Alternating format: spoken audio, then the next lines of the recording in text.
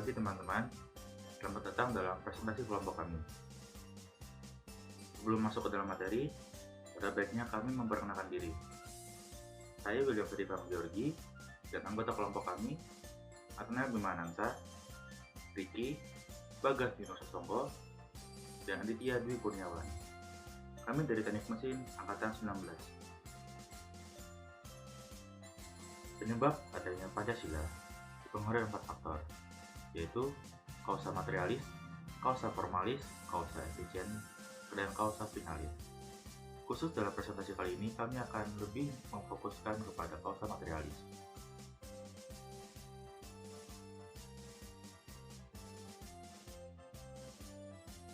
Sejarah terbentuknya kausa materialis.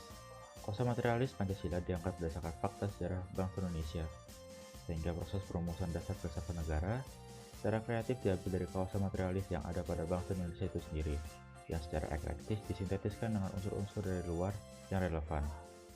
Proses lahir Pancasila tidak semudah membuat suatu peraturan yang setiap saat bisa berubah. Pancasila merupakan ideologi bangsa Indonesia yang menjadi pedoman dan dasar dalam mencapai suatu tujuan serta menunjukkan jati diri bangsa, sehingga proses pembentukannya pun cukup panjang. Secara sederhana dapat disimpulkan bahwa bangsa Indonesia disebut sebagai kausa materialis Pancasila.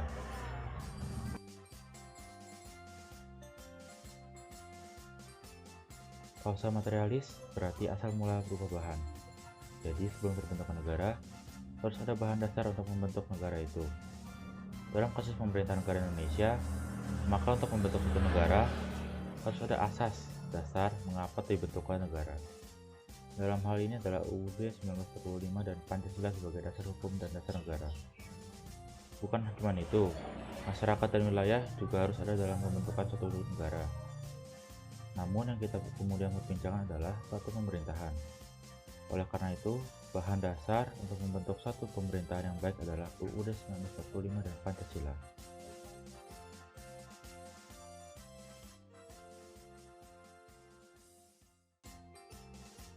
Baik teman-teman, kali ini saya akan menjelaskan tentang pengertian kausa materialis. Kausa materialis adalah sebuah bentuk dari asal mula dari bahan yang ada.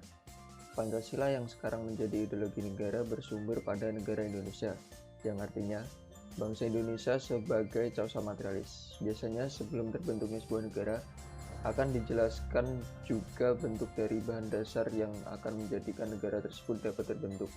Dalam hal ini, dasarnya adalah Undang-Undang Dasar 1945 dan Pancasila.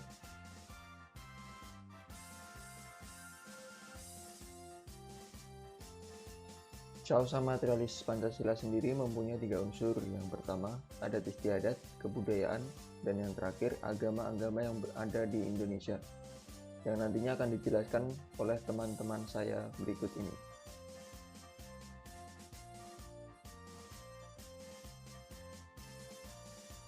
Oke, di sini saya akan menjelaskan tentang adat istiadat. Pada pokoknya, adat istiadat merupakan urusan kelompok, bukan urusan perseorangan. Seseorang harus mengikuti serta menjalankan adat istiadat bersama dengan orang lain, karena adat istiadat merupakan urusan masyarakat. Masyarakat terkadang mempunyai pembatasan yang sangat cukup cermat, misalnya suku atau sekumpulan orang-orang.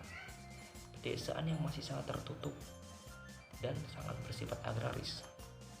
Dengan diambilnya adat istiadat sebagai unsur sila Pancasila memang sangat tepat, sebab para pemimpin kita merumuskan sila-sila Pancasila, mengharapkan Pancasila dapat sebagai asas dalam membentuk sebuah negara yang bersifat kekeluargaan, bukan negara yang bersifat perseorangan. Pancasila bukanlah sebuah ideologi yang ditanamkan dari atas, melainkan merupakan manifestasi moralitas publik. Artinya, dimensi otoritas dan tradisi seharusnya menentukan diri sefleksibel mungkin, sehingga publik pun berpartisipasi dalam nilai-nilai dasar Pancasila.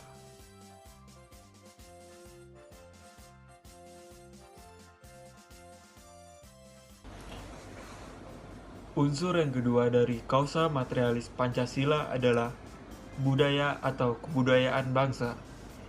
Dari segi etimologisnya, kata kebudayaan berasal dari kata Sanskerta yang berarti budaya.